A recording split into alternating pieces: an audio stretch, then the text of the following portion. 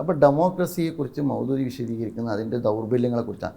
എന്നിട്ട് അതേ വിശകലനത്തിൽ മൗദൂദി പറയുന്നുണ്ട് ഏകാധിപത്യത്തെക്കാൾ, സമഗ്രാധിപത്യത്തെക്കാൾ, അതുപോലെ തന്നെ രാജാധിപത്യത്തെക്കാൾ ഞാൻ പ്രൊമോട്ട് ചെയ്യുന്ന ജനാധിപത്യത്തെ എന്ന് മൗദൂദി പറയുന്നുണ്ട്. ഇപ്പോൾ സംഭവിക്കുന്നത് എന്താണെന്ന് വെച്ച് കഴിഞ്ഞാൽ ജമാഅത്തെ ഇസ്ലാമി പറഞ്ഞ മൗദൂദിയുടെ പല സാധനങ്ങളും അരികും തലയും വെട്ടിയിട്ടാണ് പലപ്പോഴും കോട്ട് ചെയ്യപ്പെടുന്നത്.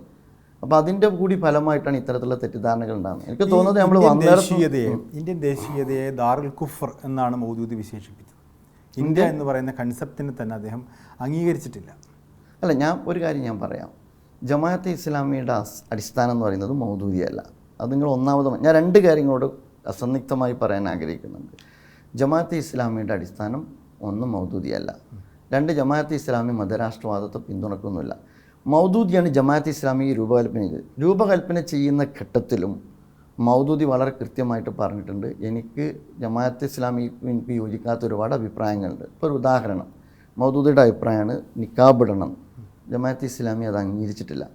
അപ്പോൾ നമ്മൾ ജമാഅത്തെ ഇസ്ലാമിയെക്കുറിച്ച് ചർച്ച ചെയ്യുമ്പോൾ എനിക്ക് തോന്നുന്നത് ജമാഅത്തെ ഇസ്ലാമിയുടെ തത്വസംഹിതയും ജമാഅത്തെ ഇസ്ലാമിയുടെ ഭരണഘടനയും ജമാഅത്തെ ഇസ്ലാമിയുടെ സാഹിത്യങ്ങളും വെച്ചിട്ട് സംസാരിക്കും. പക്ഷേ മൗദൂദിയൻ ആശയങ്ങളുടെ പേരിലാണ് ജമാഅത്തെ ഇസ്ലാമി അറിയപ്പെടുന്നത്. അത് ബംഗ്ലാദേശിലാണെങ്കിലും ഇന്ത്യയിലാണ്.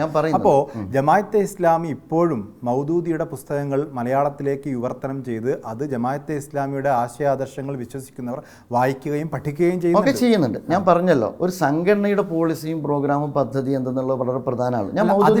അങ്ങനെ പോളിസിയിൽ ഒരു മാറ്റം വരുത്തുമ്പോൾ ഏത് ഷൂറയിലാണ്, ഏത് സമിതിയിലാണ് നിങ്ങൾ അങ്ങനെ ഒരു തീരുമാനമെടുത്ത് മൗദൂദിയെ ഞങ്ങൾ പൂർണ്ണമായും അംഗീകരിക്കുന്നില്ല, മൗദൂദിയുടെ ഇന്ന കാര്യങ്ങളോട് ഞങ്ങൾക്ക് വിയോജിപ്പുണ്ട് എന്ന് പറഞ്ഞ് ഒരു പ്രമേയം പാസ്സാക്കി നേരത്തെ പറഞ്ഞ 4 വർഷത്തിൽ ഒരിക്കൽ കൂടുന്ന ആ സമ്മേളനത്തിന്റെ പ്രശ്നമല്ല രഞ്ജിത്ത്. അതിനകത്ത് ജമാഅത്തിന്റെ അവ്യക്തത ഉണ്ടെങ്കിലല്ലേ പ്രമേയത്തിന്റെ ആവശ്യമുള്ളൂ.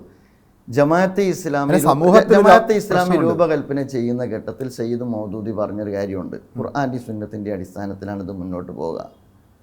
എനിക്ക് നിങ്ങൾക്ക് പറഞ്ഞാൽ മനസ്സിലായി, ഇൽമുൽ കലാമിലും ഫിഖിലും എനിക്ക് വ്യത്യസ്തമായ അഭിപ്രായമുണ്ട്. പിന്നെ പ്രത്യേകം പറയേണ്ട കാര്യമുണ്ടോ?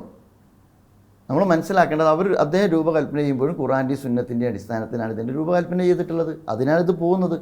അതുകൊണ്ട് ഖുർആനിൻ്റെയും സുന്നത്തിൻ്റെയും അടിസ്ഥാനത്തിൽ അല്ലേ. നമുക്ക് ഒരു വ്യക്തതയ്ക്ക് വേണ്ടി ചോദിക്കുന്നു, മൗദൂദിയുടെ ജനാധിപത്യം, മതേതരത്വം, ദേശീയത എന്നീ ആശയങ്ങളോടും ജമാഅത്തെ ഇസ്ലാമിക്ക് ഇപ്പോൾ വിയോജിപ്പുണ്ടോ? അല്ല, ഞാൻ മൗദൂദിയുടെ മതേതരത്വവും ജനാധിപത്യവും ദേശീയതയുമായി ബന്ധപ്പെട്ട വിഷയത്തിലുള്ള കാഴ്ചപ്പാടിനെ കുറിച്ച് തന്നെ ഞാൻ പറഞ്ഞല്ലോ. തെറ്റിദ്ധരിക്കപ്പെട്ടാണല്ലോ അത്.